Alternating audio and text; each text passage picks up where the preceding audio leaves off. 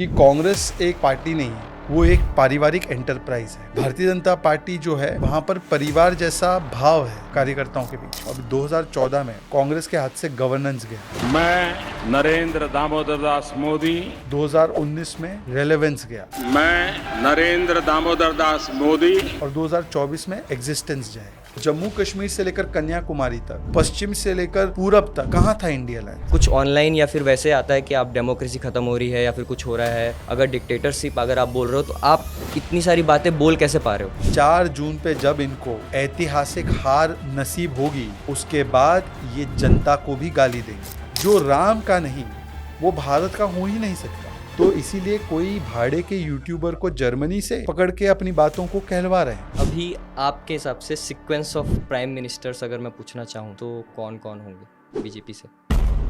नमस्ते, आदाब, सत श्री अकाल, जय श्री राम। कैसे हैं आप लोग? We are back again with the new podcast. Astrology के बाद अब हम फिर से आ गए हैं पॉलिटिक्स में। इन दिस पॉडकास्ट हमने बात की है हिंदू राष्ट्र के बारे में, राम राज्य के बारे में बात की और बहुत सारे कंट्रोवर्शियल स्टेटमेंट्स जो कि देश और प्रधानमंत्री के बारे में बोले जाते हैं। शहजाद जी ने एक वीडियो दिखाया बीच में जो कि बहुत ही ज़्यादा सुनने वर्दी था। So please do watch this video and let us know how you like it. देश में चुनाव का माहौल है तो राजनीति की बातें तो होंगी ही। And who can be the better person to talk to than the national BJP spokesperson Shehzad Poonawalla himself. Please welcome Shehzad Poonawalla. नमस्कार, बहुत बहुत धन्यवाद आपका। First of all thank you sir for joining us. Thank you very much for inviting me. बहुत बहुत आभार आपका कि आपने मुझे इस मंच पे आमंत्रित किया। Thank you very much. आप अपने साथ एक स्कार्फ ये हमेशा कैरी करते हैं, मैंने डिबेट शोज में भी देखा है। इसका क्या सिग्निफिकेंस है? ये दरअसल ये वाला जो मैं अभी पहना हूँ ये तेलंगाना से है। तो मैं हमेशा कोशिश करता हूँ कि कोई ना कोई ऐसा स्कार्फ या गमछा या ऐसा कोई प्रतीक मैं अपने साथ ज़रूर कैरी करूँ जो भारत के अलग अलग हिस्सों से है, ताकि डिबेट तो हम कर रहे हैं तो उसमें पूरे भारत के संस्कृति का, पहनावे का और फ्लेवर का कुछ उसमें से एक जायका मिले। तो इसीलिए मैं करता हूँ। और शुरुआत इससे हुई कि नॉर्थ ईस्ट में बहुत अच्छे अच्छे अलग अलग गमछा, स्कार्फ्स और अरुणाएं ऐसे मिलता है और प्रधानमंत्री काफ़ी पहनते थे। आपको याद होगा जब कोविड का काल था तब वो पहनते भी थे और उसको ही वो एक प्रकार से यूज़ करते थे फेस कवर करने के लिए भी। तो वहीं से मैंने देखा और मैंने कहा कि चलो सिंबल ऑफ कल्चर प्रेजेंट करने का एक सिंबल ऑफ कल्चर भी है। और जिसका एक पहनता हूँ मैं जिस स्टेट का, वो स्टेट वाले हमेशा उस पर ट्वीट करते हैं मैसेज भेजते हैं, उनको बड़ा अच्छा भी लगता है। और आप देखना कि आपके भी पॉडकास्ट में नीचे कोई ना कोई कमेंट करेगा कि अरे ये तो हमारी जगह से आपने पहना है। हम एक्सपेक्ट कर रहे थे आप मेरे लिए भी लेके आएंगे। आज तो ये मेरे पास एक ही मुझे किसी ने भेंट किया है, पर मैं ज़रूर आपके लिए अगली बार। बहुत अच्छी बात है कि हम एक कल्चर को भी प्रेजेंट कर पा रहे हैं। आप राहुल गांधी जी से मिले? राहुल गांधी जी से मैं बहुत बार मिला हूँ। मैं तो कांग्रेस में था इतने वर्ष। ये क्वेश्चन मैं इसलिए पूछा बिकॉज आपके नाम के सामने शहजाद है और उन्हें भी शहजादा बोला जाता है। तो नाम शहजाद होना और मानसिकता शहजादे वाली होना, इसमें बड़ा अंतर है। उनकी मानसिकता शहजादों वाली है, मेरे नाम में सिर्फ शहजाद है। पर देखिए, मैं भी जब उनसे मिला था और जब मैं उनके साथ काम भी करता था तब से ही मैंने देख लिया था कि इनमें काबिलियत की बहुत कमी है और ये ऐसे व्यक्ति हैं जिनकी सामंती सोच है। और इसीलिए 7 वर्ष पहले, 6-7 वर्ष पहले जो बातें मैं कहता था तब तो लोग उसका यकीन नहीं करते थे। और जिन परिस्थितियों में मुझे कांग्रेस छोड़नी पड़ी, पर उसके बाद मुझे लगता है आज जिस प्रकार से कांग्रेस की दशा हुई है और जिस प्रकार से कई जो ऐसे साथी मेरे जो पहले मुझे अलग अलग प्रकार से गालियां देते थे वही खुद आज निकल कर बाहर आ रहे हैं, तो मुझे लगता है कि मैं विंडिकेट हुआ हूँ। तो लीडर्स की कमी बोल सकते हैं हम लोग कि एक सही लीडर ना होना, कुछ ऐसा कांग्रेस में दरअसल उसके स्ट्रक्चर का इशू ये है कि कांग्रेस एक पार्टी नहीं है, वो एक पारिवारिक एंटरप्राइज है। भारतीय जनता पार्टी जो है वहाँ पर परिवार जैसा भाव है कार्यकर्ताओं के बीच, पर ये एक डेमोक्रेटिक पार्टी है। इसमें डिसीजन मेकिंग जो होती है वो एक इंस्टीट्यूशनलाइज तरीके से होती है। जैसे कि टिकट अगर देने हैं तो टिकट देने हैं तो भारतीय जनता पार्टी में ज़िला स्तर पर चर्चा होगी, फिर वो ज़िला स्तर की चर्चा राज्य के स्तर पर जाएगी, वहाँ पर राज्य के स्तर पर एक बैठक होगी, उसमें चर्चा होगी कि किस सीट से किस नाम को 2-4 नाम 5 नाम जो भी है भेजना है ऊपर।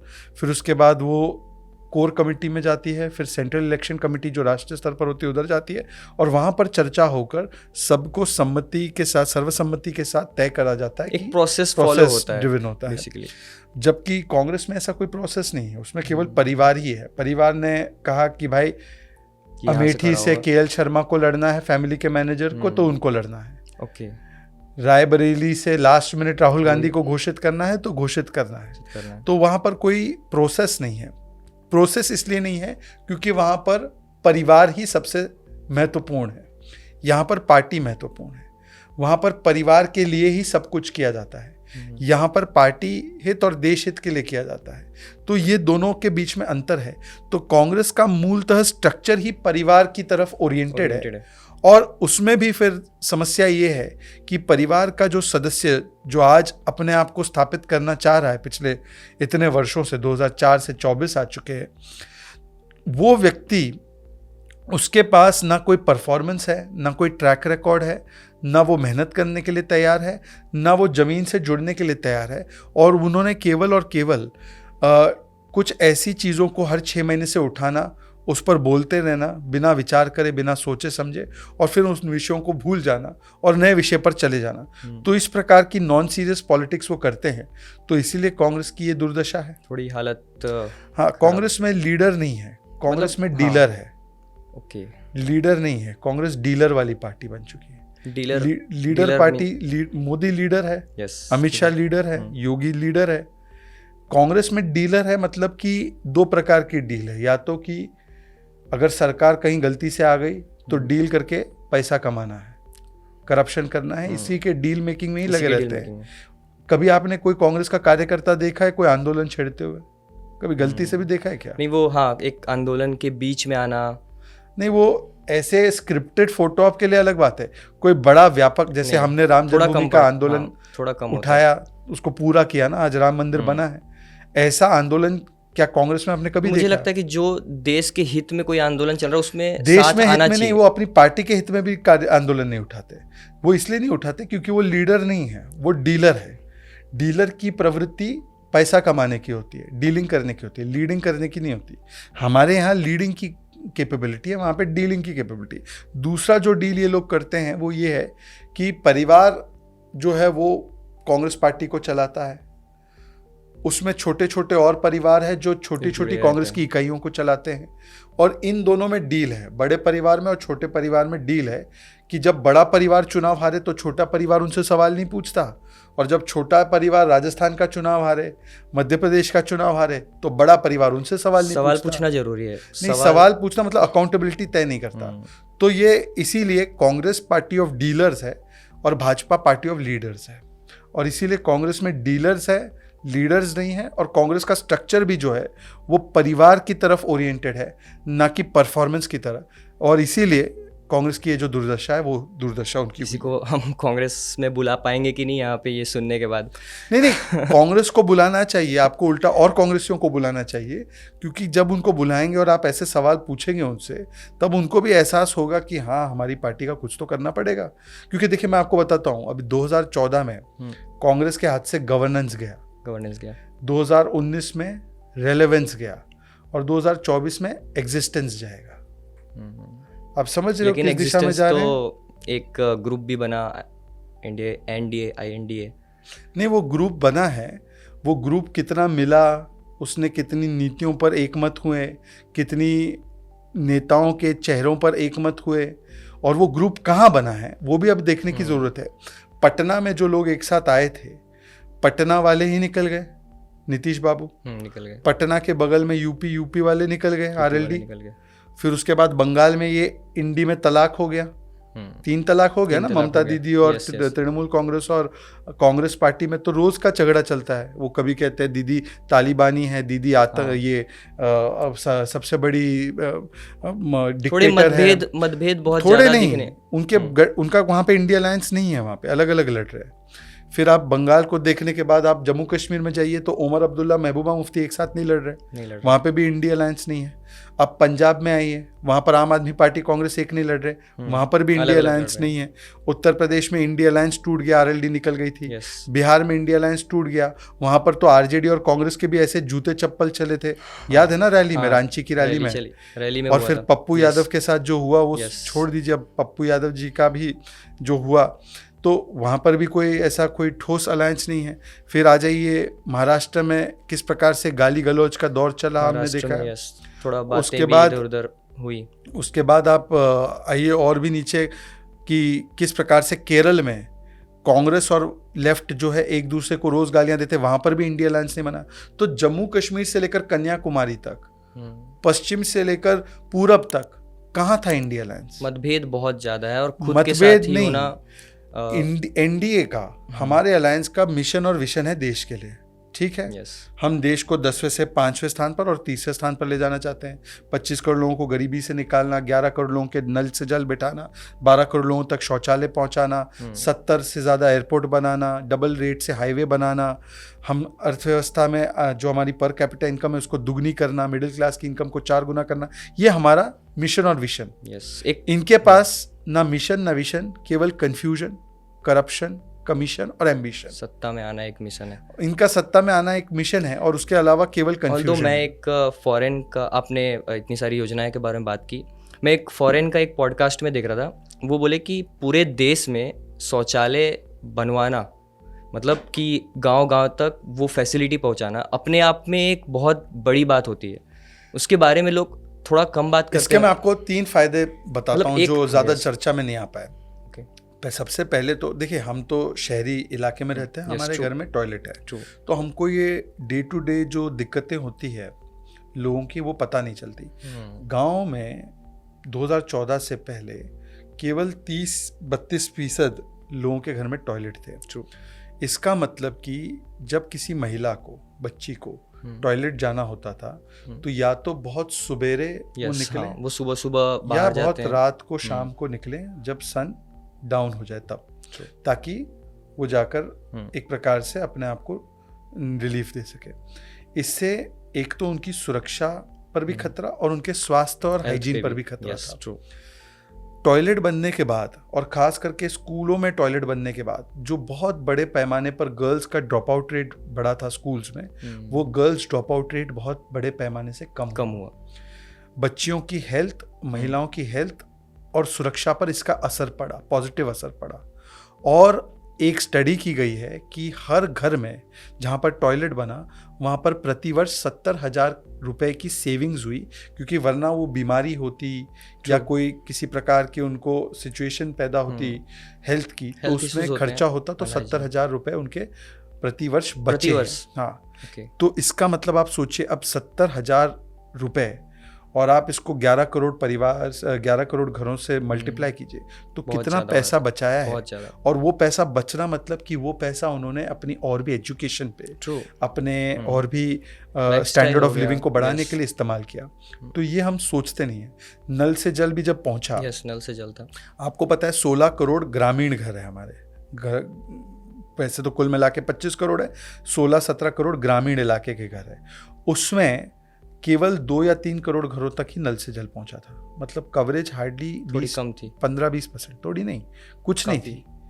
नल से जल आना ये एक स्वप्न था महिलाओं को, क्योंकि पुरुष प्रधान देश है हमारा अभी भी थोड़ा, तो महिलाओं को 2-2, 3-3 घंटे एक बाल्टी पानी के लिए या तो तालाब दूर या ट्रैवल करके जाना, कुएं में वहां से लेके आना, वहां पे लाना, तो फिर से वही समस्या, फिर से सेफ्टी, समय की बर्बादी, सेफ्टी की भी इशू, और प्लस उनके वेलबींग पर, उनके स्वास्थ्य पर जो सवाल खड़े हो जाते थे। अब एक नल से जल जब आता है घर पे, तब एक स्टडी की गई है कि लगभग 6 लाख वर्क आवर्स महिलाओं के बच्चे हैं। 6 लाख वर्क आवर्स, क्योंकि इतना घंटा वेस्ट होता था उनका। अब घर पे पानी आ जाता है तो वो 2-3 घंटे जो महिला बर्बाद करती थी अपना एक बाल्टी पानी लाने में, वो पढ़ लिख कर अपने आप को सशक्त कर सकते, पढ़ लिख कर अपने परिवार का ध्यान देकर, जो भी उनको काम करना है अपने समय के साथ। तो उसका आप कैलकुलेशन कीजिए फाइनेंशियल टर्म्स में। अब वो बच्ची पढ़ेगी, और ज़्यादा अच्छा नंबर लाएगी तो IAS काफ़ी बनेगी। योजनाएं हैं जो ग्रामीण क्षेत्रों में बहुत ज़्यादा फायदा हुआ है। इलेक्ट्रिसिटी भी उसमें एक पार्ट में बोल सकता हूँ। तो मैं यही कह रहा हूँ कि ये मिशन और विजन के साथ काम हुआ है, yes. पर मैं इसके सामने इंडिया अलायंस का कोई तो एक मॉडल बताए, वो काम का कोई तो एक मॉडल बताए। चलो दिल्ली वाला मॉडल या चलो बंगाल वाला मॉडल। दिल्ली वाला मॉडल अगर इतना अच्छा है, हाँ, दो विषय से इस पे कहना चाहता हूँ। दिल्ली वाला मॉडल अगर इतना अच्छा है, ये कहते हैं world class health and world class education, अगर वर्ल्ड क्लास हेल्थ मॉडल है तो राघव चड्ढा खुद अपना इलाज यहाँ नहीं करा रहे, अभी तक वो वापस नहीं आए। एजुकेशन तो बोल सकते हैं, प्राइमरी स्कूल एजुकेशन के बारे में भाई साहब ऐसा है, दिल्ली हाई कोर्ट के एक्टिंग चीफ जस्टिस ने 2 हफ्ते पहले ये टिप्पणी की है, आप गूगल कर लो या गूगल करके लगा देना इसको, या आपके दर्शक गूगल करें, कि we are shocked at the state of affairs of schools in Delhi. एक स्कूल में हजारों बच्चे टिन के क्लास में, टिन जो है ना, टिन के क्लास में गर्मी तपती धूप में, ना ब्लैक बोर्ड ना डेस्क, और 2 क्लास एक क्लासरूम में चल रही थी। तो हाई कोर्ट के जस्टिस ने कहा कि ये बच्चे सीखेंगे क्या, आधे बच्चे इधर देख रहे आधे बच्चे उधर देख रहे। फिर उन्होंने और टिप्पणी की कि अरविंद केजरीवाल, क्योंकि अरविंद केजरीवाल तब जेल में थे, तो उन्होंने टिप्पणी की कि ये व्यक्ति अपने पर्सनल हित के लिए नेशनल हित के साथ समझौता कर रहा है, जेल में रहकर सरकार चला रहा है, जिससे कि ये स्कूल की व्यवस्था इतनी बिगड़ गई है। ये टिप्पणियां हैं, ये मैं अपने मन की नहीं बोल रहा हूं, ये हाई कोर्ट की। आप CBSE के और बाकी के ड्रॉप आउट रेट्स देखिए कितने बढ़ चुके हैं, और पास आउट रेट जो शीला जी के ज़माने में था वो उससे कम हुआ है। 3 बातें रही हैं दिल्ली में जो हर कोई हमेशा आगे लेके आता है। पहला हो गया इलेक्ट्रिसिटी, दूसरा एजुकेशन हो गया, तीसरा हेल्थ केयर हो गया। जो कहते आप दिल्ली से हो? नहीं, मैं दिल्ली NCR से हो? अभी NCR से हूँ। हाँ, दिल्ली NCR से हो। यस। 5 दिल्ली के नए अस्पताल बताना जो इन्होंने 10 साल में बनाए। दिल्ली NCR से हो तो थोड़ी, हाँ, नहीं, देखो मेरी बात तो सुनो, दिल्ली NCR से हो तो थोड़ी तो जानकारी आपको मुझे भी है। आप 5 नए अस्पताल के नाम बता दो। मैं ये बता सकता हूँ कि मैं जब 2 साल पहले नोएडा आया, 2 साल पहले जब नोएडा आया, तब मैं छत्तीसगढ़ से हूँ और वहाँ पे अभी BJP अभी आई। हाँ, तो जब मैं नोएडा आया तो घर में एक थोड़ा सा रहता है ना कि यार एक वो बना हुआ रहता है कि गाजियाबाद हो गया, नोएडा हो गया, कि थोड़ा सा अनसेफ वाला बोला जाता था। मैं वैसे एक बस सिनेरियो बता रहा हूँ। बट मैं जब यहाँ आया तो मैंने जो पाया कि व्यवस्था में जो बदलाव हुआ है, फिर मैं जब वापस गया और उन्होंने बताया कि ऐसा कुछ भी हम जो सोच रहे हैं, बाहर से जो सोचते हैं कि दिल्ली NCR में ये होता है, वो नहीं है। नहीं, पर ये क्योंकि गाजियाबाद और नोएडा तो अभी उत्तर प्रदेश में आता है, तो ये योगी जी के शासन में आपने देखा है। हाँ, मैं मतलब उससे थोड़ा प्रभावित था मैं, बिकॉज वो नजरिया बदलना बहुत जरूरी है। नहीं, पर हम लोग दिल्ली की बात कर रहे थे, मैं केवल दिल्ली की बात कर रहा हूँ। नोएडा NCR पे तो मतलब नोएडा गाजियाबाद पे बाद में आता हूँ। दिल्ली की जहाँ तक बात है, अगर ये वर्ल्ड क्लास हेल्थ और वर्ल्ड क्लास एजुकेशन मॉडल है, एजुकेशन मॉडल पर तो हाईकोर्ट ने इनकी पोल खोली है, हेल्थ मॉडल पर 5 नए अस्पताल के नाम बता दीजिए। नहीं, मैं समझ गया, क्योंकि आप एक और पार्टी को ये नहीं बोल सकते कि उसी ने सब कुछ किया, एक पीछे से भी होके आता। लाइक आपने बताया कि पहले उन्होंने बनवाया था, फिर ये हुआ नहीं। और उसके अलावा इन्होंने जो शुरू किया मोहल्ला क्लिनिक शुरू किया। इन्होंने बात की थी कि हम 1000 मोहल्ला क्लिनिक बनाएंगे, 1000 तो बनाए नहीं। अच्छा, वो मोहल्ला क्लिनिक में भी भ्रष्टाचार कर दिया, और मोहल्ला क्लिनिक में टेस्टिंग के नाम पर इतना बड़ा घोटाला किया है कि हजारों टेस्ट करवाई गई, और उसमें मोबाइल नंबर सब एक या 99999999 ऐसे 10 बार 9 के मोबाइल नंबर पे टेस्टिंग। हाँ, और टेस्टिंग का बहुत बड़ा घोटाला किया। और मोहल्ला क्लिनिक में एक बात आप दिल्ली वासियों से पूछिए, क्योंकि आप NCR में रहते, दिल्ली वासियों से कभी पूछना, कोविड के काल में मोहल्ला क्लिनिक में ना कोई दवाई मिले, ना कोई टेस्ट हो, ना वहाँ पे वैक्सीन लगे। और मोहल्ला क्लिनिक इतना अच्छा है, शानदार है, तो राघव चड्ढा गए क्यों? हाँ, और ये इसलिए मैं कह रहा हूँ कि ये सब जो है इसको बोलते विज्ञापन मॉडल, ये विज्ञापन मॉडल ज्यादा था। अब उससे उलट आप देखिए योगी जी के शासनकाल में, जहां पर पश्चिम उत्तर प्रदेश में एक 5 बजे 6 बजे दुकानें बंद हो जाती थी, महिलाओं की सुरक्षा को लेकर इतनी चिंता होती थी, और मुकीम काला से लेकर गैंगस्टर्स का ऐसा खौफ होता था। तो वहां पर आज ये मुकीम काला से लेकर गैंगस्टर्स का राज समाप्त हुआ है, और महिलाएं 11-12 बजे तक रात को निकल सकती हैं। दंगे बंद हो चुके, मुजफ्फरनगर का दंगा हुआ था, मुजफ्फरनगर दंगा या दंगे बंद हो चुके हैं, और दंगाई जेल के पीछे। तो ये डिफरेंस है। तो मेरा कहने का तात्पर्य ये है कि कहीं पर भी इन्होंने एक मॉडल प्रेजेंट नहीं किया। इतने सारे, ये कहते हैं ना हमारे इतने सारे बड़े बड़े नेता हैं, पर एक भी मॉडल प्रेजेंट नहीं करते कि ये मॉडल है हमारा। और दिल्ली का मॉडल इतना अच्छा होता ना भाई साहब, दिल्ली मॉडल अगर इतना अच्छा होता तो 7 सीट है दिल्ली में, 7 सीट है। आम आदमी पार्टी लड़ कितनी रही है? 4। 3-4। मतलब उनको अपने मॉडल पर भरोसा नहीं है, कांग्रेस की बैसाखियों पे लड़ना पड़ रहा है। जिस कांग्रेस को इन्होंने 0 कर दिया दिल्ली में, हाँ, 0 हो गई थी। उनकी बैसाखी उठाकर, और पंजाब में तो गालियां दे रहे हैं उनको, डर तो पर हर किसी को होता है ना। उनकी बैसाखी उठाकर अगर लड़ रहे हैं, मतलब कि उनको मॉडल पर भरोसा नहीं है।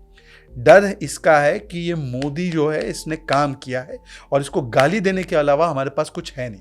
एक ANI का इंटरव्यू हुआ था मोदी जी के साथ, तो उन्होंने बोला था कि अब तो लोगों की डिक्शनरी में जितनी गालियां हैं वो भी ख़त्म हो गई, लेकिन हम काम करते जा रहे हैं। वो अच्छा प्रेजेंटेशन था, बिकॉज कंट्रोवर्सीज हो गई या फिर आप कुछ भी बोल लो, बट वो काम नहीं रुकना चाहिए। हाँ, देखिए ऐसा है कि मोदी जी को अब लगभग 2001 से वो सेवा कर रहे हैं, पहले गुजरात के मुख्यमंत्री के रूप में और अब प्रधानमंत्री के रूप में 10 वर्ष। तो कुल मिला के जो 23 साल का उनका ट्रैक रिकॉर्ड है, इस 23 साल के ट्रैक रिकॉर्ड में मुझे एक भ्रष्टाचार का आरोप बताओ जो उनके ऊपर चिपका हो, जो उन पर लगाने वाले तो बहुत लगाते, रफाल लगाते, फलाना लगाते, दिमाग, जब आप हाँ, नहीं हो पर 23 वर्ष में एक आरोप जो उनके ऊपर सब्सटैंशिएट हुआ, एक भी नहीं। ऐसा व्यक्ति जो 18 घंटे काम करते हैं, जो अपने परिवार के लिए नहीं बल्कि देश के करोड़ों परिवारों के लिए काम करते हैं, और ऐसे व्यक्ति जिन पर 23 वर्षों में, जहां पे वो सेवा में, सरकार में, तब भी उन पर एक भी ऐसा आरोप नहीं लगता जिसको सब्सटैंशिएट किया जाए। तो ऐसे व्यक्ति के खिलाफ जब इनके पास कुछ रहता नहीं है मिशन विशन और उनके काम पे बोलने के लिए, तो ये मोदी जी को क्या बोलते हैं? अभी 2 दिन पहले बात रखी गई मोदी जी के विषय में, एक संजय राउत है, संजय राउत ने उनको बोला कि हम आपको गार्ड देंगे, वो बहुत ही औरंगजेब की तरह गार्ड देंगे। अभी उन्होंने बोला ऐसा, फिर इसके बाद हमारे पास सैम अंकल हैं, सैम अंकल हो गए, फिर इसके बाद फारूक अब्दुल्ला जी ने भी कुछ बोला। मेरा सवाल ये था कि इतना एक्सट्रीम बयानबाजी कैसे होता है? मतलब आप एक देश के प्रधानमंत्री, मैं एक क्वेश्चन पूछ रहा हूँ, like that is very much linked to online also. आप एक देश के प्रधानमंत्री को आप देश के बारे में कुछ इस तरीके से बयान देते हो जो आई थिंक सुन के भी उतना सही नहीं लगता। आई थिंक किसी भी देश में ऐसा होता नहीं होगा। फिर इसके बाद कुछ ऑनलाइन या फिर वैसे आता है कि आप डेमोक्रेसी ख़त्म हो रही है या फिर कुछ हो रहा है कि डेमोक्रेसी खतरे में है। मैं बोलता हूँ कि अगर डेमोक्रेसी खतरे में है, अगर डिक्टेटरशिप अगर आप बोल रहे हो, तो आप इतनी सारी बातें बोल कैसे पा रहे हो? आप सेम थिंग आप चले जाइए नॉर्थ में, अगर आप जा रहे हो चाइना चले जाओ आप या फिर रसिया चले जाओ, आप कुछ भी अपने लीडर के बारे में नहीं बोल पाओगे। आप पहले ये समझना जरूरी है कि वो एक देश को रिप्रेजेंट कर रहे हैं, देश के प्रधानमंत्री हैं। देखिए ऐसा है कि समस्या ये है कि बीजेपी और मोदी का विरोध करते करते ये कुछ दल और परिवार देश विरोध में उतरने से कतराते नहीं। वो गलत है, और केवल मोदी को नहीं, मोदी को तो ये लोग 23 साल से गालियां दे रहे हैं, मौत का सौदागर से लेकर अभी हिटलर की मौत मरेगा, तेरी कब्र खुदेगी, ओबीसी उन समाज से आते तो ओबीसी समाज को गाली, उनके परिवार को, उनकी दिवंगत माता पिता को गाली। मोदी को गाली देते हैं, बीजेपी को गाली देते हैं, ये एक बात है, पर मोदी को गाली देते देते अब इन्होंने सेना को गाली दी है, सेना को सड़क का गुंडा भी कहा, इन्होंने सनातन को गाली दी है, सनातन समाप्त कर देंगे कहा। खड़गे जी ने कहा था कि मोदी सत्ता में आएगा तो सनातन बढ़ जाएगा, और सनातन के अलावा प्रभु श्री राम के मंदिर को भी नहीं बख्शते, द्वारका को भी नहीं बख्शते। अभी आपने देखा होगा राहुल गांधी ने 2 दिन पहले कहा था कि जब प्रधानमंत्री मोदी जी द्वारका गए थे तो उन्होंने समुद्र के नीचे जाकर द्वारका जी के यहाँ वहाँ पे उन्होंने पूजा अर्चना की, वहाँ पे मोर पंख भी रखा जो कृष्ण जी को प्रिय है, और ये हमारी आस्था का विषय है, ये हमारे संस्कृति का विषय है। पर इनके साथ तथाकथित यदुवंशी है, अखिलेश जी, तेजस्वी जी, जब वो कहते द्वारका में जो मोदी जी ने किया वो नाटक था, एक शब्द इनके मुंह से नहीं निकला। उसके बाद आपने देखा होगा कि राम मंदिर बेकार है, ये राम गोपाल यादव ने कहा। अच्छा। वही राम गोपाल यादव जो समाजवादी पार्टी के हैं, जो ऐसे अपने आप को बताते सोशलिस्ट, ये वास्तु एक्सपर्ट बन गए और बोलने लगे वास्तु खराब है। क्या किसी और धर्म के पावन स्थल के विषय में बेकार शब्द इस्तेमाल किया जाएगा? कभी नहीं करते। क्रिश्चियंस के लिए, बहुत मुस्लिम के लिए मुझे लगता है बहुत आसान हो गया है। नहीं, अगर कह के दिखाए, नहीं बोल सकते, कह के दिखाए फिर प्रतिक्रिया आ जाएगी, नहीं बोल सकते। राम मंदिर को उसके बाद अभी नाना पटोले का 2 दिन पहले बयान आया है, जब हमारी देश की महामहिम राष्ट्रपति जो आदिवासी समाज से आती हैं, वो वहाँ पर गई, और उसके बाद वो लौटी, तो अभी नाना पटोले ने कहा है कि हम राम मंदिर का शुद्धिकरण करवाएंगे।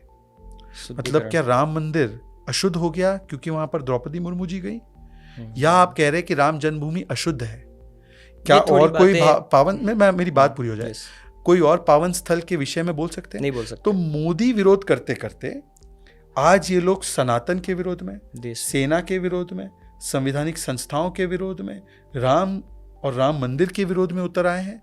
और ये दिखाता है कि किस प्रकार से इनका एजेंडा मोदी नहीं है, इनका एजेंडा दरअसल भारत को कैसे शर्मिंदा किया जाए, नीचे किया जाए, ये बन चुका है।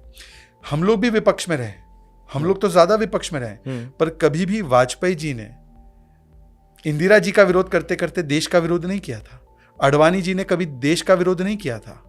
पार्टी का विरोध जरूर हुआ, हमारा भी विरोध कीजिए, हाँ।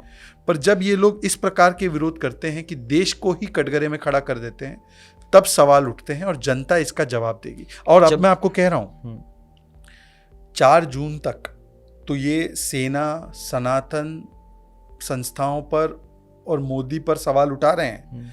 4 जून पे जब इनको ऐतिहासिक हार नसीब होगी, उसके बाद ये जनता को भी गाली देंगे। ये 4 जून से पहले ईवीएम को गाली दे रहे हैं, 4 जून के बाद ये जनता को, आपको, हमको, जो वोट डालने वाले लोग हैं उनको, और पहले भी इन्होंने किया है। मध्य प्रदेश में जब चुनाव हारे तो इनके रणदीप सुरजेवाला ने कहा कि ये राक्षस होते जनता, तो ये जनता को भी गाली देने पर उतर आएंगे। एक प्रॉपर ओपोजिशन होना जरूरी है देश में, लेकिन वो शायद पार्ट या फिर रोल प्ले नहीं हो पा रहा है। बहुत आसान हो गया कुछ भी बोल देना, किसी के भी अगेंस्ट में बोलना और धर्म के थोड़े अपोजिट में होना। मैं आपका एक इंटरव्यू देख रहा था, उसमें आपके कैबिन में घुसते ही वहाँ पे ओम का फोटो था और बहुत सारी मूर्तियाँ थी। उसमें आपने ना बहुत खूबसूरती से धर्म और संस्कृति के बारे में समझाया था। वो मुझे सुनकर काफ़ी अच्छा लगा। आप हमारे व्यूअर्स को एक बार फिर से बताएं। देखिए, धर्म चाहे आपका जो भी हो, आप धर्म तो चुनते नहीं है वैसे, आप पैदा होते हैं। हाँ। इत्तेफाक से कोई हिंदू के घर पैदा होगा, कोई मुस्लिम के घर पैदा होगा, कोई क्रिश्चियन के घर, कोई सिख के घर पैदा होगा। पर चाहे हम जिस भी धर्म में पैदा हो, हमारी साझा संस्कृति तो एक ही है। और वो संस्कृति भारतीय संस्कृति है, जिसको हम हिंदू संस्कृति भी बोल सकते हैं। हिंदू का मतलब जीवन शैली है, ये मैंने नहीं कहा है, ये सुप्रीम कोर्ट ने कहा है। हिंदू केवल एक धर्म नहीं, बहुत व्यापक शब्द है। हिंदू मतलब जीवन शैली, और हमारी सबकी जीवन शैली, चाहे हम सनातनी हो, चाहे हम मुसलमान हो, चाहे हम सिख हो, चाहे ईसाई हो, जो भी हो, हमारी जीवन शैली, हमारी संस्कृति हिंदू ही है। इसीलिए मेरे आदर्श क्या औरंगजेब होंगे या प्रभु श्री राम होंगे? प्रभु श्री राम होंगे। कोई भी व्यक्ति होगा, चाहे वो मोहित होगा या मोहम्मद होगा, उसका आदर्श भारत में अगर वो रह रहा है तो उसका आदर्श प्रभु श्री राम ही होंगे। इसलिए हम राम राज्य, उसका आदर्श, हाँ, राम राज्य भी महात्मा गांधी जी ने इसकी बात रखी थी। राम राज्य जो परिकल्पना थी वो महात्मा गांधी की थी। क्या महात्मा गांधी सांप्रदायिक थे क्या? महात्मा गांधी का सबसे प्रिय भजन था रघुपति राघव राजा राम। उनका राजनीतिक दर्शन था राम राज्य, और जाते जाते भी वो हे राम गए। और संविधान की अगर आप जो ओरिजिनल कॉपी उठाएंगे ना, तो उसमें आपको फंडामेंटल राइट्स वाला जो चैप्टर है, चैप्टर 3, उसमें प्रभु श्री राम की तस्वीर है। ट्रू। तो क्या, तो राम को सांप्रदायिक विषय नहीं, राम सांस्कृतिक विषय है। राम हमारे आदर्श है, एक व्यक्तित्व है। राम हमारे, केवल हमारे नहीं, पूरी दुनिया के लिए ये एक आदर्श है। इसीलिए जो राम का नहीं, वो भारत का हो ही नहीं सकता। राम जो है वो पूरे भारत और पूरे विश्व के लिए आदर्श का विषय है। और अगर आपको भारत की संस्कृति का परिचय चाहिए तो वो राम से ही मिलता है। इसीलिए धर्म चाहे आपका कोई भी हो, मैं आपको उदाहरण देता हूं, और मैंने उस समय भी उदाहरण दिया था कि 2 टेम्पलेट है। एक टेम्पलेट औरंगजेबी मानसिकता की है, जिसमें कि वो अपनी सत्ता पाने के लिए अपने बाप को जेल में डालता है और अपने ही भाई का सर काट कर एक थाली में ले जाकर अपने बाप के सामने परोसता है। क्या कोई भी हिंदू, मुस्लिम, सिख, ईसाई ऐसी परवरिश अपने बच्चों के लिए चाहेगा? नहीं चाहेगा। दूसरा टेम्पलेट वो है जहां पर एक माँ एक बाप के कहने पर, केवल कहने पर एक बेटा 14 वर्ष के लिए वनवास में चला जाता है और उसके साथ एक भाई निकल जाता है और दूसरा भाई जिसको कहते हैं कि आप सत्ता संभालो, तो वो भी बोलता है कि मैं सत्ता तो मैं केवल उनके खड़ाओं के नाम पर ही चलाऊंगा। हाँ। या ये आदर्श हिंदू, मुस्लिम, सिख, ईसाई कौन सा आदर्श चाहेंगे अपने बच्चों के लिए? ये औरंगजेबी टेम्पलेट या राम टेम्पलेट? तो ये कोई धर्म का विषय है ही नहीं, ये संस्कृति का विषय है। इसलिए इंडोनेशिया में चाहे मुस्लिम बाहुल भी हो तब भी वो लोग रामलीला वहां पे गणेश जी की फोटो होती है, फोटो होती है और पूजा की जाती है। तो केजरीवाल जी अब तो बाहर आ गए। ऐसे एलिगेशंस, मतलब ऐसा होता है, मतलब ऐसा बात मैं आपको पहले करेक्ट कर लूं, केजरीवाल जी बाहर नहीं आए हैं, केजरीवाल जी को रेंट पर राहत मिली है। रेंट पे आप कमरा लेते हो? यस, लेते हैं। रेंट पे कमरा आपका हो गया क्या? नहीं, कमरा हमारा नहीं होता। तो जब आप छोड़ के जाना है ना, छोड़ के एक दिन छोड़ के रेंट किसी और का है ना, मोहलत मिलती है। जैसे अब अपराधी जब साबित हो जाता है ना कोई, तो उसको परोल मिलती है कि भाई जा, तेरे घर में शादी है तो करवा के आ जा, या कोई मर गया है तेरे घर में तो जाके करवा के आ जा। तो जब आपराधिक पृष्ठभूमि का जो कन्विक्टेड होते हैं, ऐसी रेंट पे राहत उनको मिलती है, वैसे इनको भी मिली है, क्योंकि कोर्ट को भी लगा कि इनके ऊपर इतने गंभीर आरोप है, इनको रेगुलर बेल नहीं मिल सकती, इनको वही व्यवस्था मिल सकती है जो एक अपराधी को कुछ दिनों की मोहलत मिलती है। और दूसरी बात, एक कंडीशन के साथ मिली है, सीएमओ नहीं जाना है, चीफ मिनिस्टर ऑफिस नहीं जाना है, चीफ मिनिस्टर की फाइल को टच नहीं करना है, केस के बारे में नहीं बोलना है। इसका मतलब क्या हुआ? मुख्यमंत्री जेल में ही है, केवल प्रचारक बाहर आया है, वो भी कुछ दिनों के लिए। लौट के घर पे ही जाना है, वहां पे ही जाना है उनको 20 दिन बाद। तो ये कोई राहत नहीं है, वो छूटे नहीं है, वो बाहर नहीं आए हैं, वो परमिशन उनको कुछ दिनों की मिली है, उसके लिए वो आए, बस उसी के लिए आए हैं। ऐसा क्यों बोला जाता है कि बहुत सारी जो ऑफिशियल हमारे पास लाइक मैं बोल सकता हूँ ईडी है, सीबीआई है, बोला जाता है कि जो प्रेजेंट में गवर्नमेंट है उनके कहने पे कुछ इस तरीके से होता है। ये मतलब मैं ये सवाल इसलिए पूछना चाहता हूँ बिकॉज मुझे लगता है कि हर किसी को ये बात क्लियर होना चाहिए। हर कोई ये बोलता है कि गवर्नमेंट उसका यूज़ करती है लोगों को ये करने के लिए, बट ये मुझे थोड़ा समझ सा नहीं आया ऐसा क्यों एलिगेशंस लोग बोलते हैं, या फिर सिर्फ कंट्रोवर्सी के लिए है, या फिर डिफेम करने के लिए है। तो आप क्या कहना चाहोगे इस पर? कोई चोर पकड़ा जाता है तो वो पुलिस की प्रशंसा करता है क्या?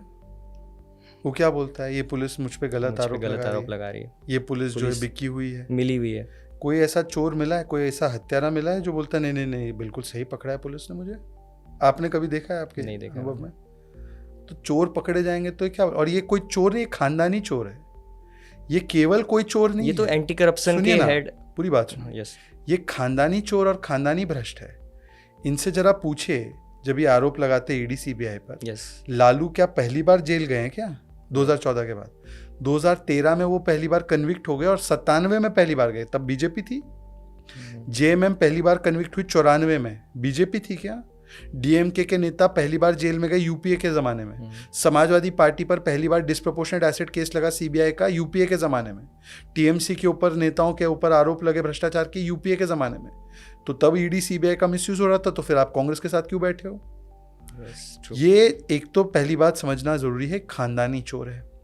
दूसरी बात, इन पे जो आरोप लग रहे हैं कोई नए आरोप नहीं, ये तो 2 जनरेशन 3 जनरेशन से लगने वाले आरोप है। तीसरी बात, ये सुप्रीम कोर्ट इलेक्टोरल बॉन्ड और चंडीगढ़ पर फैसला सुनाए तब सुप्रीम कोर्ट ठीक, सुप्रीम कोर्ट केजरीवाल को परमिशन दे दे कि जाके प्रचार करो तब सुप्रीम कोर्ट ठीक।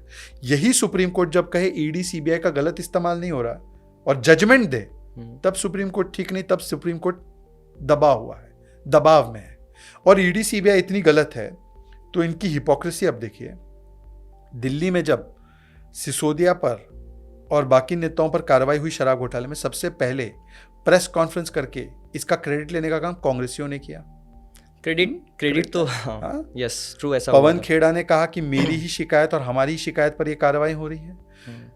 जब छत्तीसगढ़ के चुनाव चल रहे थे ना, भूपेश बाघेल मुख्यमंत्री थे, तब इसी आम आदमी पार्टी ने प्रेस कॉन्फ्रेंस करके कहा कि भूपेश बाघेल ने शराब घोटाला किया है, ईडी ने जो इस पे कार्रवाई की है बिल्कुल ठीक है, ईडी को भूपेश बाघेल और राहुल गांधी को गिरफ्तार करना चाहिए, ये उनका ऑफिशियल स्टेटमेंट है।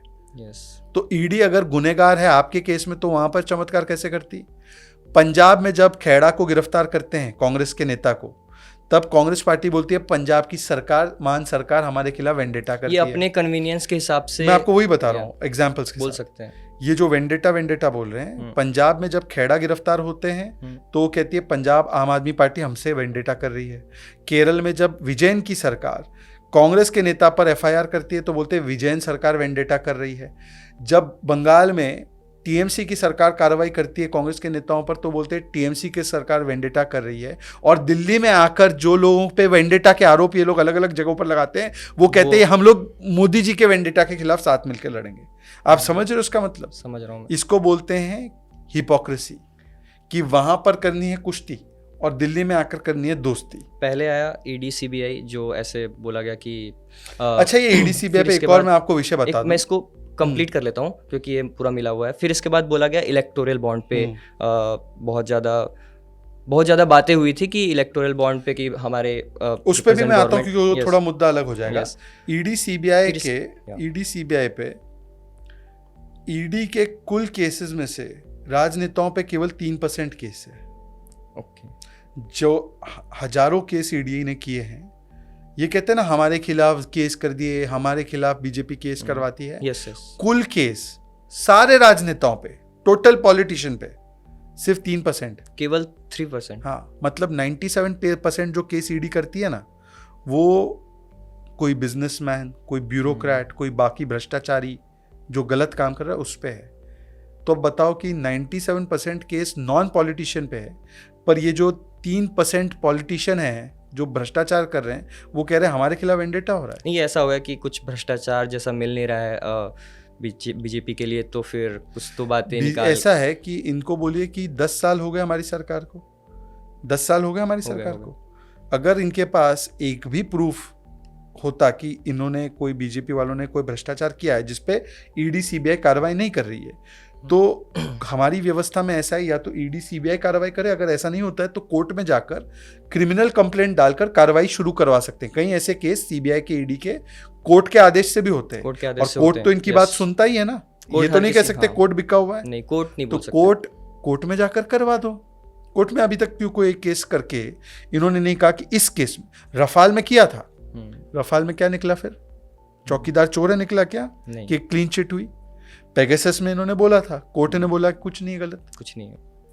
तो जब ये कोर्ट जाते हैं तब मुंह की खाते हैं। अब इलेक्टोरल बॉन्ड पे भी आते हैं। यस।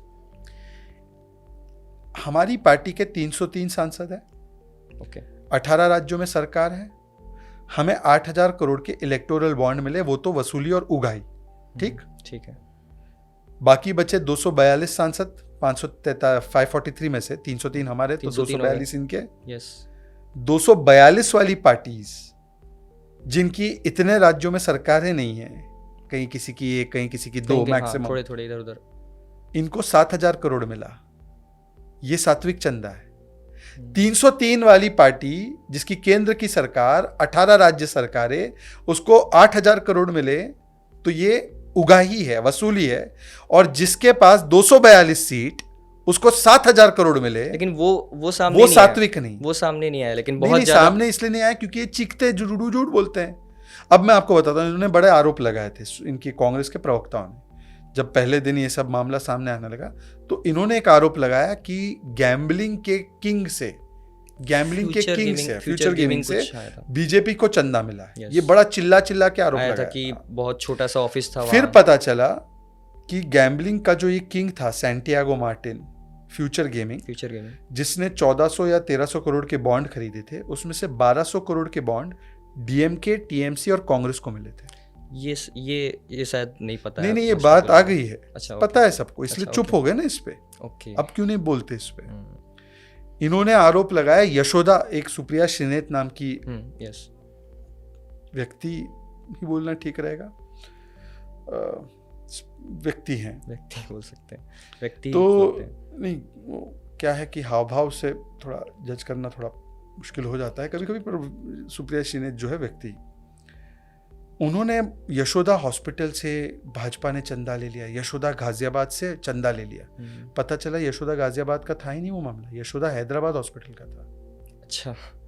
ये सौरभ भारद्वाज, वो भी एक बड़े व्यक्ति, व्यक्ति कहेंगे। हाँ व्यक्ति बोले। इन्होंने प्रेस कॉन्फ्रेंस करके कहा A1 से इन्होंने चंदा ले लिया, A1 साइकिल से भाजपा ने चंदा ले लिया। पता चला A1 ने तो इन्हीं को दिया था। ये बिना रिसर्च के बात, बिना रिसर्च के नहीं, ये झूठ बोलते हैं। अच्छा ओके। IFB का बोला था, IFB ने बंगाल में TMC को दिया था। ये झूठ बोलते हैं, झूठ बोलकर निकल जाते हैं, आधा सच और आधा झूठ परोसते हैं। और इनसे क्या है ना, इनके प्रेस कॉन्फ्रेंस में मीडिया इनसे सवाल नहीं पूछता, तो इसीलिए ये आरोप लगाकर निकल जाते हैं। और अब बाकी एक लाइन में बस कह दूं, ये उगाई वसूली तो छोड़ दो, मैं आपको अभी एक वसूली का लाइव मॉडल दिखाता हूँ। लाइव मॉडल ये है, वसूली और उगाई किसको कहते हैं, ये आप लाइव सुनिए। आपके सामने मैं पेश कर रहा हूँ। अधीर रंजन चौधरी का ये बयान है।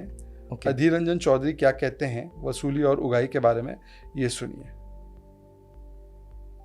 मुझ जैसे एमपी के लिए नामुमकिन है चुनाव लड़ना। एकदम एक बैग पैसे से बन जाएगा अडानी अंबानी, बड़ा बड़ा नोट मिले तो एक बैग से बन जाएगा आपका चुनाव। जैसे लोगों को मिल जाएगी। मैं तो BPL हूँ।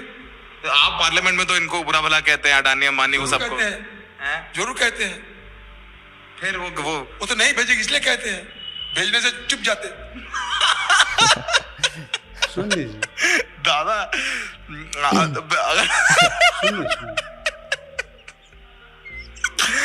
अगर पैसा भेज दे तो आप चुप हो जाओगे, ये कह रहे हो? अगर भेजो तो सही, उसके बाद विचार करेंगे। इसको बोलते उगाई और हफ्ता वसूली। अधीर रंजन चौधरी कोई छोटे मोटे नेता नहीं, लोकसभा में इनके नेता है सदन के। वो कह रहे हैं कि हम तो अडानी अंबानी जो भी है इसके खिलाफ इसलिए बोलते हैं पार्लियामेंट में क्योंकि पैसे नहीं भेजे, पैसे भेजेंगे चुप हो जाएंगे। अब पिछले कुछ दिनों से राहुल गांधी चुप है, प्रधानमंत्री ने भी जिक्र किया इसका। इसको बोलते उगाई, इलेक्टोरल बॉन्ड नहीं, ये है असली उगाई। और इलेक्टोरल बॉन्ड अब हट गए हैं, तो चंदा कैसे आने वाला है कैश में? इलेक्टोरल बॉन्ड की जो व्यवस्था थी, ये बात समझना बहुत जरूरी था कि ये एक प्रयास किया गया था थोड़ी ट्रांसपेरेंसी के लिए कि जो पैसे आ रहे हैं, जो पार्टीज को आ रहे हैं, वो पता लग पाए। इससे पहले तो हमें शायद पता भी नहीं लग पाता। 2018 से पहले व्यवस्था जो थी, जो बहुत वर्षों से तो चलती आ रही थी, वो ये थी कि ब्लैक में ही और कैश में ही सब कुछ होता था। डीलिंग, पैसे देना पार्टी को और पार्टी का पैसे खर्च करना।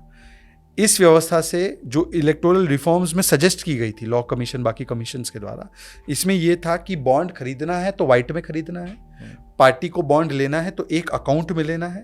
तो बॉन्ड देने वाला भी और बॉन्ड लेने वाला भी वाइट में ले रहा है, दे रहा है। अब वाइट में आएगा तो वाइट में ही खर्च करना पड़ेगा पार्टी को भी। तो जहां पे पूरा कैश बेस्ड सिस्टम था, कैश को एलिमिनेट, कैश मतलब ब्लैक मनी हो गया, वो कैश को एलिमिनेट करके वाइट कर दिया। ये व्यवस्था थी। इसमें अब बोलोगे पर ट्रांसपेरेंसी क्यों नहीं थी कि भाई क्यों नहीं बता रहे किसका बॉन्ड किसको? ये इसलिए नहीं था क्योंकि जो बॉन्ड देता है उसको डर लगता है कि यार मैंने ओपन में बोल दिया कि मैंने मान लो कांग्रेस को बॉन्ड दिया तो मुझे ये वाले परेशान करेंगे, मैंने भाजपा को बॉन्ड दिया तो मुझे वहां पे परेशान करेंगे। तो इसलिए ये लिमिटेड ट्रांसपेरेंसी रखी थी ताकि उनको पॉलिटिकली टारगेट, आप वोट देते हो तो आप वोट डिस्क्लोज नहीं करते ना किसको दिया, क्योंकि आपको कभी कभी डर लगता है यार मुझे कोई आके अगर बाई चांस मैं जिसको वोट दिया उसकी सरकार नहीं बनी तो फिर तो मुझे हैरेस करेंगे या मेरे घर में कनेक्शन नहीं। तो वैसे ही ये व्यवस्था थी। पर अब सुप्रीम कोर्ट ने जो निर्णय ले लिया, पर अब कौन सी व्यवस्था पे चले गए हम लोग? पूरी कैश व्यवस्था। क्या वो बेहतर है या वो ज्यादा खराब है, वो बता दो। कांग्रेस को सूट करता है, कांग्रेस को इसलिए सूट करता है, आपने देखा ना उनके अभी एक नेता के यहाँ पे 350 करोड़ रुपए मिले उनके साथ कोई नहीं वो धीरज साहू की बात कर रहा हूँ पहले तो। अभी और एक झारखंड में आपने देखा है, बिल्कुल आपने कहा मंत्री के PS के नौकर के घर पे 30 करोड़ मिले। 30 करोड़ मिले। अब कैश का खेल हो गया। कैश किसको सूट करता है आप गेस कर लो। पहाड़ देखा था ना TMC के नेता के घर में पैसों का पहाड़। देश हित में आई थिंक जो पॉलिसीज होती हैं उन्हें भी दरकिनार। अच्छा, कांग्रेस ने इस पॉलिसी को सपोर्ट किया था जब इसको पार्लियामेंट में पारित किया था 2018 में, फिर जाके वो फिर गए। अगर उनको गलत लग रहा था तो तभी वो कैंसिल कर देते पॉलिसी को। Yes true. थोड़ा बहुत ज़्यादा हैवी हो जा रहा है, मुझे ऐसा लग रहा है। थोड़ा सा लाइट कर सकते हैं। आप बहुत डिबेट शोज में जाते हो, आपका स्केड्यूल बहुत टाइट रहता है। What it is a day in the life of Shehzad Poonawalla? How it starts and how it ends? नहीं, दिन ऐसा है कि 6 या 7 बजे उठ के काम शुरू कर देते हैं। थोड़ा समय अपने मानसिक और शारीरिक जो संतुलन है उसके लिए देते हैं, और उसको थोड़ा एक्सरसाइजिंग हमेशा लोगों को करनी चाहिए, मेंटल एक्सरसाइज भी फिजिकल एक्सरसाइज भी। और उसके बाद पार्टी ऑफिस में रहते हैं, पार्टी कहीं और काम पे भेजती है, कहीं दौरा होता है, कहीं प्रोग्राम होते हैं तो उसमें जाते हैं, और शाम के बाद अमूमन डिबेट्स होती है, टीवी पे जाना पड़ता है पार्टी का पक्ष रखने के लिए। तो इसी प्रकार से पूरा दिन इसी में व्यस्त होता है। इतना बाइसेप्स ये आने के बाद बने? नहीं, बीजेपी ये में तो- आने के बाद बने कि ये पहले तो जैसे बचपन डर। से ही 14-15 की उम्र से ही मुझे एक्सरसाइजिंग का शौक था, तो वो मैंने तब से ही इसको अडॉप्ट किया था, तो इसीलिए वो तब से ही था। कि वो छाती चौड़ा करके अगर खड़े हो जाए तो सामने वाला वैसे ही डर जाए? नहीं, वो तो अब देखिए ऐसा है कि जब आपके पास 56 इंच की छाती वाला नेता हो Yes. और सामने वाला ऐसा हो जो अमेठी जाने से घबराता हो, तो वो तो डर राजनीतिक डर है, वो बाइसेप का डर नहीं है, वो जनता किस तरह से उंगली इस्तेमाल करेगी उसका डर इसका है। डर है। तो जनता की उंगली का डर है, ये मेरे बाइसेप का डर नहीं है। आप सिंगल क्यों हो अभी तक साथ? ऐसा है कि मुझे कि लगता ये है, प्रधानमंत्री जी से नहीं, मुझे लगता है प्रेरणा। कि हर एक व्यक्ति के लिए अलग अलग होता है। मेरे हिसाब से मुझे लगता है कि जब समय था कि कोई लाइफ पार्टनर या किसी चीज़ के लिए मतलब हम आगे बढ़ सकते थे और एक रिलेशनशिप के लिए कंपैटिबिलिटी की बड़ी आवश्यकता होती है, तो उसको काफ़ी समय लगता है। पर उस समय से मतलब बहुत अर्ली ऑन से ही मेरा पूरा समय काम के प्रति ही डिवोटेड था, तो कभी ऐसा मौका या वो समय नहीं आया कि रिलेशनशिप में रहे या कुछ उसमें देखे। तो फिर और मैंने भी देख लिया था, स्वीकार लिया था कि देखो अगर देश की सेवा में लगना है और इसको पूरे शिद्दत से करना है, तो किसी और चीज़ के लिए टाइम नहीं निकल पा रहा था। तो मैंने भी उस समय पर अपने आप को एक प्रकार से रेडी कर दिया था कि बाकी personal life can take a back seat, और पब्लिक लाइफ में जब आप आते हैं तो उसको पूरी तरह से डेडिकेटेड रहना चाहिए। कभी थोड़ा बहुत तो टाइम मिलता होगा फ्री, आप उस फ्री टाइम पे क्या करना पसंद करते हैं? थोड़ा बहुत नहीं, कभी मैं मिलता हो? जब भी फ्री टाइम मिलता है तो मैं तब भी या तो हमारे अलग अलग नेताओं के जो कई सारे भाषण या इंटरव्यू होते हैं, या जो हमारे अलग अलग प्रदेशों में अच्छे अच्छे काम होते हैं, उनकी बहुत सारी अच्छी अच्छी वो प्रोग्राम्स बनते हैं, यूट्यूब पे शोज़ बनते हैं, तो मैं उसको देखता हूँ। आई थिंक आपने बताया था कि आप न्यूज़ कंज्यूम काफ़ी हाँ, मैं 24 घंटे करता हूँ, अभी भी चल ही रहा है न्यूज़ मेरे फ़ोन पे, तो ओके। ऐसा ना हो, क्योंकि ऐसा है कि 1-1.5 घंटा मैं यहाँ पे फंसा रहूँगा तो मुझे पता नहीं चलेगा कि दिन में क्या हुआ है, और इस प्रकार से फिर मैं छूट जाऊँगा पीछे कि क्या आगे डेवलपमेंट्स हुई है। तो इसलिए न्यूज़ हमेशा मेरे साथ चलता है। वो होना भी चाहिए, वो पता होना चाहिए। हुम do you call the must? सबसे ज़्यादा आप दिन भर में अगर एक कॉलिंग लिस्ट में अगर बोले? मैं वैसे मुझे लगता है मेरे सारे मीडिया के साथियों को ऐसा एक कोई नाम नहीं है, पर मीडिया के साथियों को, क्योंकि मेरा काम उनके साथ ही इंटरफेस और इंटरेक्शन करना है। उनको कभी मेरी आवश्यकता होती है किसी विषय पर बोलने के लिए या किसी विषय पर क्लैरिटी के लिए, और कभी मुझे उनकी आवश्यकता होती है कोई सूचना पार्टी की देने के लिए, तो yes. मीडिया वालों से ही ज़्यादा फ़ोन कॉल होते हैं मेरे। क्योंकि आप तो दिन भर मीडिया से बहुत ज़्यादा इंटरेक्शन हमेशा, हाँ, मीडिया मोस्ट वालों ऑफ से द ही। टाइम। मेरे तो आप देखेंगे कॉल रिकॉर्ड निकाल के तो सब Call कोई ना record कोई तो अलग नहीं अलग है। चैनल के मीडिया वालों से कॉल मेरी रिकॉर्ड बात- तो हमारे मत निकल जाए। हाँ, नहीं, मेरे तो ट्रांसपेरेंट है, मुझे कोई उसमें समस्या नहीं है, डर नहीं है। नहीं मेरे भाई, ऐसे अगर कोई- मैंने कुछ ऐसा पूछ दिया और कॉल रिकॉर्ड निकल नहीं गया, नहीं, वो आपकी चिंता वो नहीं है। देखो, ममता दीदी के साथ इंटरव्यू होता तो ऐसी चिंता हो नोएडा सकती में है। रह सकता हूँ ना मैं अभी। नहीं, ऐसा है, यहाँ पर आपको दिख ही रहा है कि जब एक प्रधानमंत्री पर मीम बनाया गया तो प्रधानमंत्री ने खुद शेयर कर दिया, और ममता दीदी पे वो मीम बना तो ममता दीदी की पुलिस ने नोटिस भेज दिया। तो मुझे लगता है कि कौन सहिष्णु है, कौन टॉलरेंट है और कौन इंटॉलरेंट और डिक्टेटोरियल है, इसके बारे में तो लोग जानते ही हैं। पर जहाँ तक सवाल है कॉल्स का, तो देखिए मुझे भी वैसे भी कोई पाकिस्तान और चाइना से कॉल आ नहीं रहा, ना मेरा MOU चाइना से है, ना मेरे लिए पाकिस्तान से कोई कसीदे बोल रहा है कि भाई आप जीत जाओ चुनाव। तो जिनके लिए बोल रहे हैं उनके कॉल रिकॉर्ड पाकिस्तान और चाइना के साथ हो सकते हैं, हमारे तो देश की मीडिया के लोगों के साथ है। True, that's truly said. अभी आपके हिसाब से सीक्वेंस ऑफ प्राइम मिनिस्टर्स अगर मैं पूछना चाहूँ तो कौन कौन होंगे बीजेपी से? अभी तो वैकेंसी नहीं है, फिर भी अभी कोई वैकेंसी नहीं है। ओके, अभी कोई वैकेंसी नहीं है। नरेंद्र मोदी प्रधानमंत्री है, नरेंद्र मोदी प्रधानमंत्री रहेंगे। अब इन्होंने एक नया शगुफा शुरू किया है। मैं समझ गया आपका सवाल क्या है। अभी कल परसों 2 दिन 3 कुछ दिन पहले केजरीवाल ने बोला है कि ये मोदी जी जीत जाएंगे, फिर उसके बाद रिटायर हो जाएंगे, फिर मोदी जी किसी और को सौंप देंगे। पहले तो इन्होंने स्वीकार लिया कि मोदी जी प्रचंड बहुमत के साथ 2024 जीत रहे हैं। पर मैं केजरीवाल को बोल दूं वो कान खोल के सुन ले कि ना मोदी रिटायर हो रहा है ना मोदी टायर हो रहा है। आपको लोग फायर करने वाले हैं और आपकी राजनीति एक्सपायर हो रही है। राजनीति की बात कर रहा हूँ, वरना अन्यथा ना ले। मेरा इंटेंशन वैसे ये था नहीं इस सवाल के पीछे। मेरा ये था कि आप अभी हमारे कोई इसमें वैकेंसी नहीं है, तो अब ऐसा है कि ये पतंग उड़ाने का काम केजरीवाल एंड कंपनी कर सकते हैं। Yes. मेरे हिसाब से तो आज की तारीख में नरेंद्र मोदी हमारे प्रधानमंत्री हैं और नरेंद्र मोदी हमारे प्रधानमंत्री रहेंगे। आप क्रिकेट को फॉलो करते हो? अभी तो बहुत कम, सचिन के बाद तो बहुत कम। सचिन तो और धोनी के बाद बहुत कम। एक सिनेरियो था जब सचिन तेंदुलकर अकेले खड़े हुए थे बैट के साथ, और उधर की सारी टीम सिर्फ ये सोच रही थी कि सचिन तेंदुलकर को कैसे आउट किया जाए, या फिर वो अकेले ही मतलब पूरा गेम ले आते हैं। अभी कुछ ऐसा हो रहा है कि एक प्रधानमंत्री एक साइड है, प्रधानमंत्री नरेंद्र मोदी जी, और सारे लोग जुड़ गए कि और एक चल रहा है कि बस इन्हें हराना है, बीजेपी को हराना है। कुछ ऐसा कुछ रिलेट कर सकते हैं हम लोग? हाँ, ये ऐसे ही है। ये बेसिकली ये क्या इंडिकेट करता है कि या तो आप बहुत अच्छा काम कर रहे हो कि सबको जुड़ के आपको हटाना पड़ने की कोशिश हो जा रही है, या तो फिर आप कमज़ोर हो। मुझे लगता है कि इसका एक नहीं, कमज़ोर कैसे हैं? अगर कमज़ोर हम हैं, हम नहीं। हाँ, मैं समझ गया। हाँ, वो लोग कमज़ोर है। हाँ, ये देखिए, ये जो एक साथ आ रहे हैं, इनके पास कोई मिशन विशन के लिए एक साथ नहीं आ रहे हैं। कांग्रेस ने डीएमके को राजीव गांधी का हत्यारा बोला था, आज कांग्रेस उसी डीएमके के साथ बैठी है। कांग्रेस ने उद्धव सेना के ऊपर आरोप लगाया था कि बाबरी का विध्वंस इन्होंने कराया था और ये दंगे करवाने वाले लोग हैं। सेकुलर कहने वाले अपने आप को कांग्रेस, उनके साथ आज आ गई है महाराष्ट्र में सरकार बनाने की चेष्टा करने के लिए। कांग्रेस का लेफ्ट के साथ आजीवन झगड़ा रहा है केरला में, परंतु बंगाल में और दिल्ली में उनके साथ दोस्ती कर दी है। तृणमूल कांग्रेस टूटकर ही कांग्रेस से बनी थी, आज वो उनके साथ दिल्ली में दोस्ती कर रहे हैं। जिन पार्टियों के साथ, जैसे आम आदमी पार्टी के साथ तो कस्में खाई थी आम आदमी पार्टी ने कि इनके साथ हाथ नहीं मिलाएंगे, और ये जो है ये सबसे भ्रष्ट है। उनके साथ अगर ये लोग सब एक साथ आ रहे हैं तो आप भी समझ सकते हैं कि एक व्यक्ति नरेंद्र मोदी के काम से ये लोग इतना डरते हैं कि देश में जो ये एक दूसरे के जानी दुश्मन हैं वो भी एक दूसरे के साथ खड़े होकर मोदी मोदी मोदी मोदी करने लगे हैं। तो मतलब डर कहाँ है आप ये देख सकते हैं।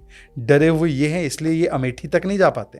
वायनाड चुनाव खत्म होने के बाद अनाउंस करते दूसरी सीट, आखिरी मोमेंट पे रायबरेली पर जाते हैं, अमेठी नहीं जाने की हिम्मत है इनकी। तो इसी से पता चल जाता है कि कौन डरा हुआ है।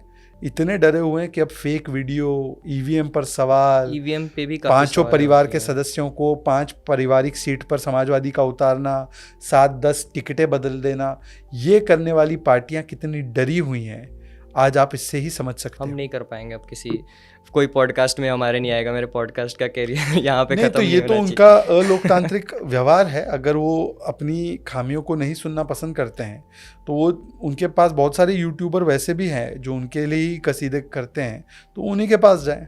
ये थोड़ा ऑनलाइन ट्रेंड बहुत दिखा है कि पार्टी को डिफेम करना या फिर कुछ भी बोल देना, ऐसा हुआ है बहुत कुछ। मैं नाम नहीं लेना चाहूँगा यूट्यूबर्स का, बाहर रह के। और अगर आपको, मुझे लगता है अगर आपको सच में अपने देश के लिए कुछ करना है तो आप आइए, आप जुड़िए, कुछ योगदान दें।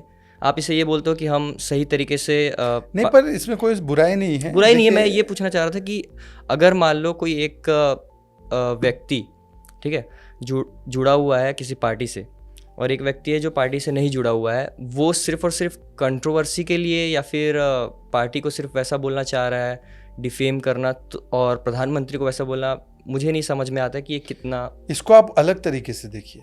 मैं तो ऐसे देखता हूँ कि आज इन विपक्षी दलों की इतनी बुरी दुर्दशा है कि इनको अपने बीच से कोई नेता नहीं मिल पा रहा है, तो इनका पूरा का पूरा जो एक्सपेक्टेशन है वो कोई जर्मनी में बैठे हुए यूट्यूबर के कंधे पर डाल रखा है। ये ट्रू है क्या? हम बोल सकते हैं? आप मेरी बात का भाव नहीं समझ पा रहे। मैं कह रहा हूँ कि उनकी इतनी दुर्दशा है कि एक पूरे साझा विपक्ष में उनको कोई नेता नजर नहीं आ रहा कि अपनी बात कह सके। तो इसीलिए कोई भाड़े के यूट्यूबर को जर्मनी से या कोई भाड़े के यूट्यूबर को वो पकड़ के अपनी बातों को कहलवा रहे हैं। तो ये तो उनकी दुर्दशा का प्रमाण है, इसलिए मैं इसका स्वागत करता हूँ।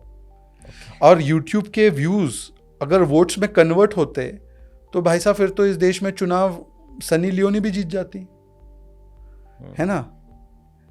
सनी लियोनी के हाँ, ज्यादा समझ व्यू गया, होंगे, ज़्यादा view कई होंगे। नेताओं से ज्यादा उनके व्यू हो सकते हैं। हो सकते हैं, ट्रू है। तो राखी सावंत जी के होंगे, मैं उनका कोई मजाक नहीं उड़ा नहीं रहा हूँ, नहीं, या वैसे कपिल वो शर्मा नहीं। के होंगे। कपिल शर्मा के हैं। तो कपिल शर्मा, सनी लियोनी और राखी सावंत चुनाव जीतते, फिर हम नेताओं की कोई आवश्यकता नहीं होती। अगर व्यू पे ही वोट मिलते, व्यू मिलते हैं उनको, यस, व्यू क्यों मिलते हैं वो भी आपको जाके परखना चाहिए, जाके उसमें कमेंट पढ़ना चाहिए, क्या व्यू कमेंट, मिलते हैं, हाँ। कैसे व्यू मिलते हैं। और अगर उनकी पूरी की पूरी विपक्ष के इतनी बड़ी बड़ी पारिवारिक पार्टियों के इतने बड़े बड़े चिराग परिवार के, उनमें उनको कुछ दिखाई नहीं दे रहा, एक भाड़े के यूट्यूबर पे उन्होंने अपना पूरा दांव डाला है, समझिए भाई बट क्या एक ही स्थिति है। यूट्यूबर पूरा, एक ही यूट्यूबर सिर्फ और सिर्फ एक ही नहीं, ये side- वो अब उनसे पूछेंगे ना आपकी, उनका एक है कि उनके अलग अलग फ्रेंचाइजी है, वो तो मैं नहीं बता पाऊंगा, पर जो भी है मैं कह रहा हूँ कि यूट्यूबर पे आ चुके हाँ हैं। नहीं, वो थोड़ा काफी ऑनलाइन, मतलब मैंने इससे पहले भी एक पॉडकास्ट किया जिसमें ये ऑनलाइन, नेता नहीं है, मैंने आपको जो शुरुआत में कहा था ना, इनके पास लीडर नहीं है, इनके पास सब डीलर ही है। तो अब लीडर नहीं है तो भाई कहीं से यूट्यूबर ही खोज कर ले आओ, तो आउटसोर्स कर दिया इन्होंने कैंपेन अपना। एक आउटसोर्सिंग आपने देखा होगा समझ कि गया भाई यूएस की कंपनी भारत में काम Outsource आउटसोर्स करती है। करवाती थी, वैसे अब इनके पास कोई राजनीतिक टैलेंट पूल बचा नहीं, क्योंकि पारिवारिक है सब कुछ, और परिवार के सदस्यों में टैलेंट नहीं है। 40 चुनाव हार गए, 50 चुनाव हार गए, फिर भी उसको ढकेलना है, उसको लॉन्च करना है, उसका उड़ान करनी है, उसकी राहुल यान लॉन्च करना है। अब राहुल से हो नहीं पा रहा, तो भाई राहुल से हो नहीं पा रहा तो आउटसोर्स कर लो, तो कोई राहुल नहीं तो राठी सही, सही, राहुल जो नहीं बोल पाते हो राठी से बुलवाओ, राठी से बुलवाओ। राहुल को वोट मिलेंगे, उनको ऐसा लग रहा है, ऐसा होता नहीं है। अच्छा, एक अगर कॉमन पर्सन पॉलिटिक्स में आना चाहता है तो एक क्या रोड मैप, मेरा रोड मैप फॉलो करो, मैं कॉमन मैन आपकी हूँ। कैसे, क्या जर्नी थी, किस तरीके से? मैंने शुरुआत की स्टूडेंट पॉलिटिक्स से, शुरुआत की, मेहनत किया, अपनी एरिया आइडेंटिफाई की जहाँ पे मैं कंट्रीब्यूट कर सकता हूँ, वहाँ पे निरंतर कंट्रीब्यूट किया। हाँ, ये अलग बात है कि कांग्रेस ने कभी मेरी मेरिट को नहीं समझा, मेरे टैलेंट को नहीं समझा, उन्होंने मुझे परेशान किया, प्रताड़ित किया, तो कोई नहीं, वो मैंने छोड़ दी कांग्रेस। पर उसके बाद 4-5 वर्ष के बाद जिस प्रकार से भारतीय जनता पार्टी ने मुझे मौका दिया और मेरिट को आइडेंटिफाई करके उसको आगे रखा, तो भारतीय जनता पार्टी जैसा एक शानदार प्लेटफॉर्म है जहाँ पर परिवार नहीं परफॉर्मेंस को देखा जाता है, सरनेम नहीं मेरिट को देखा जाता है। इसीलिए हमारे राष्ट्रीय अध्यक्ष देख लीजिए, कोई बीजेवाईएम से निकला है, कोई बूथ लेवल का कार्यकर्ता गृह मंत्री बनता है, कोई चाय वाला प्रधानमंत्री बनता है। तो मेरिट और टैलेंट है तो आपके लिए दरवाजे भाजपा में खुले हैं। इसीलिए सारे युवाओं को देखना चाहिए, और भाजपा एक ऐसा प्लेटफॉर्म है वहाँ पे आप पॉलिटिक्स में आ भी सकते हैं, आगे बढ़ भी सकते हैं, यह यहाँ आना पे इस चाहिए, बात और की गारंटी है। आना चाहिए, युवाओं को जुड़ना चाहिए पॉलिटिक्स में। मैं देखा हूँ कि बिल्कुल। बहुत कम या तो बात करना चाहते हैं या फिर कुछ ऐसा होता है कि नहीं, मतलब पॉलिटिक्स से थोड़ा दूर ही भागते हैं युवा। बट नहीं, युवाओं को मुझे तो लग रहा है कि आजकल कई सारे युवा इसमें इंटरेस्ट भी लेते हैं, गलत कमेंट भी करते गलत हैं। तरीके से, बस सिर्फ कमेंटिंग में इंटरेस्ट नहीं होना चाहिए।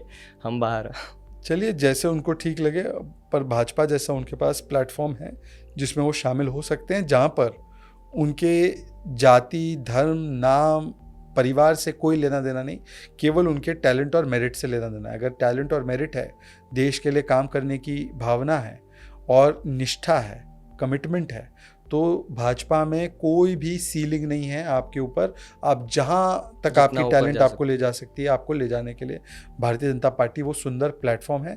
मैं उसका जीता जागता उदाहरण। नहीं, मैंने नितिन गडकरी जी का भी एक इंटरव्यू था, उसमें सुना था, मैं वो बोल रहे थे कि मैं बस काम करते गया, मुझे काम मिलता गया, मैं काम करते गया, काम करते गया, काम करते गया, और अब मैंने इतना कुछ कर दिया।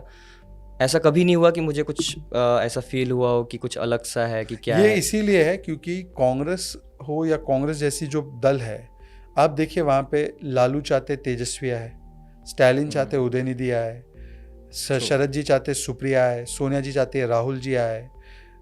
तो इसी प्रकार से वहाँ की पार्टीज का स्ट्रक्चर है कि वो केवल एक जाति के लिए भी नहीं है। भाई मान लीजिए मुलायम जी के बाद किसको मुख्यमंत्री बनाया? अखिलेश जी को ही बनाया ना, कोई और यादव को तो नहीं बनाया। कोई और याद नहीं। लालू जी जेल गए तो किसको बनाया? राबड़ी को बनाया। यस, ये अरविंद जी भी जब थे अंदर तो उस समय पर ऐसा लग रहा था कि बनेंगी तो सुनीता बनेंगी, वरना तो छोड़ा ही नहीं वैसे, पर सुनीता और किसी के। तो ये सारे दल जो है वो अपने परिवार के तरफ केंद्रित है, जबकि भारतीय जनता पार्टी का 1980 से लेकर अब 2024 आ गए, एक एक राष्ट्रीय अध्यक्ष उठाकर देखिए, मुरली मनोहर जोशी, अडवाणी जी, अटल जी, जनक कृष्ण मूर्ति जी, गडकरी जी, नड्डा जी, राजनाथ जी, अमित जी, कोई ना किसी का बाप ना किसी का बेटा। यस, प्रधानमंत्री भी कोई किसी का बाप नहीं, किसी का बेटा नहीं। तो आप देख सकते हैं दोनों में अंतर। वर्क बेस्ड एक कल्चर, परिवार के बेस्ड है, एक परफॉर्मेंस पे बेस्ड है। Yes truly said. वो अंतर समझना बहुत जरूरी है कि बिल्कुल, लोग समझते ही हैं, इसलिए सारे युवा, करोड़ों करोड़ों करोड़ों युवा नव मतदाता हमारे साथ हैं, और इसीलिए अब की बार 400 पार होने वाला है, इसीलिए होने वाला है। आपने एक ये बैंड भी पहना है। हाँ, ये बैंड बज भी रही है, बैंड पहनना भी है। ये आई थिंक युवाओं के लिए ही था। आई थिंक मैंने देखा मुझे था कि लगता है आपने कि कुछ हाँ, देखो दिल में मोदी, रिस्ट पे भी मोदी है, और मुझे लगता है कि देश के करोड़ों लोगों की जुबान पर भी मोदी है, मन में भी मोदी है, वोट में भी मोदी है, और वही लोग करने वाले हैं। और इसीलिए मेरे रिस्ट बैंड पे जो लिखा है वो सच होने वाला है कि वंस मोर मोदी इन 2024, की बार 400 फिर पार, से इंडिया 400 पार होने वाली है। बहुत सारी बातें कर ली हमने, पॉलिटिक्स के बारे में ही बहुत सारी बातें की, थोड़ी पर्सनल बातें भी हुई। ये मेरा थोड़ा पर्सनल एक्सपीरियंस है। मैं फर्स्ट टाइम आई थिंक तहसीन जी के साथ किया था, और अभी आपके साथ मैंने पॉडकास्ट किया। तो कीपिंग असाइड द पॉलिटिकल जितना भी वो है, what I found that both of you has a very ground to earth and humanitarian nature. I am saying it on चलिए, just आपका आभार कि आपको ऐसे लगता है, और मुझे लगता है कि विनम्र ही होकर जीना चाहिए। yes, प्रभु श्री राम और रावण में अंतर क्या था? सबसे बड़ा अंतर यही था कि प्रभु श्री राम इतना सब कुछ होने के बाद भी वो विनम्र थे, विनम्र थे। yes, और रावण अहंकारी था। yes, true. कौरव अहंकारी थे, पांडव विनम्र थे। तो विनम्रता वाला स्वभाव होना चाहिए।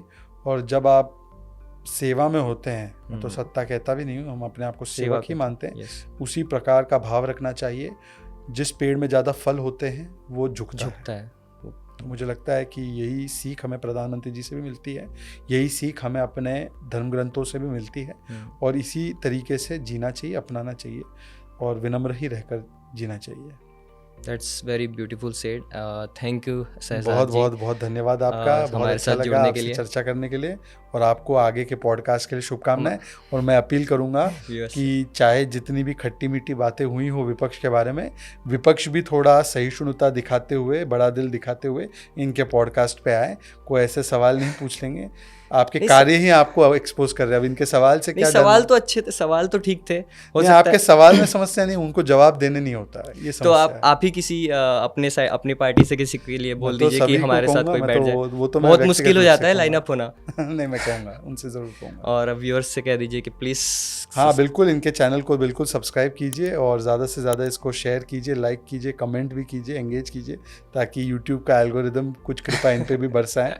केवल इनके एक खिलाफ रहने वाले इकोसिस्टम पे जो यूट्यूब कृपा बरसाता है वो ऐसे ना हो, इनके लिए भी आप थोड़ी सी मेहनत कीजिए और पूरा काम कीजिए, शेयर, सब्सक्राइब और लाइक कीजिए। थैंक यू बहुत बहुत धन्यवाद। जय श्री राम। जय श्री राम। जय श्री राम।